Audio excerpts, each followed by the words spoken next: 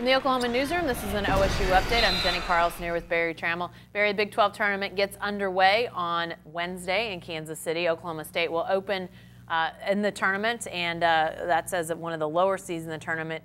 Travis Ford, he's got a tough job, Barry. Oklahoma State's a tough place to win. You wrote about this in the Tuesday Oklahoman.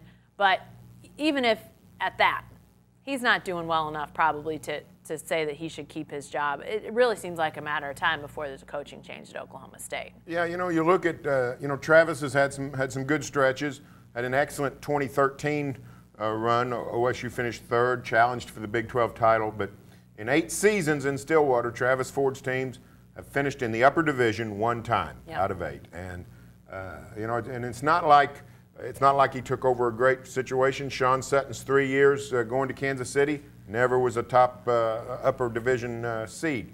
So in 11 years, Oklahoma State's been in the upper half of the conference one time. Now, is that making it a tough job? Yes. Does that mean that everything's changed since the Eddie Sutton glory days? Yes. But at some point, you got to try to get back, and it's just not working with Travis Ford. We certainly expect Oklahoma State to make a decision and go a different direction here in the very next few days. Well, they're the 9 seed this year, which obviously is just another run of those lower tier finishes for them. But you chronicled this in 8 seasons, 55 and 65 in Big 12 play. They have only won 1 NCAA tournament game, and that was long ago, really when Travis Ford was just getting started. So, regardless of fans in the stands or not in the stands or anything else, that record alone, I mean, the buyout is still the buyout, but that record alone is a fireable offense most places. And at a place like Oklahoma State with great basketball tradition, you've got to think it is. Well, and when you compound the attendance problems, if the fans were still coming out, you'd sit around and think, well, do we work through this? But when you couple the fan boycott, virtual boycott, Gallagher has become a ghost town with the lack of success. All of a sudden the decision sort of is made for you. Yeah. And it's just, it's going to be a very difficult financial pill to swallow for Mike Holder and the OSU athletic department, but it's really sort of not a decision to be made. I mean, it's automatic. When you're not winning and the program is stagnated at the turnstile where you're literally having 3,000 people at games, you've got to do something. Well, you did point out the fact that even though this team has been beset by injuries and continued to struggle, they've played as hard as probably anybody in the conference.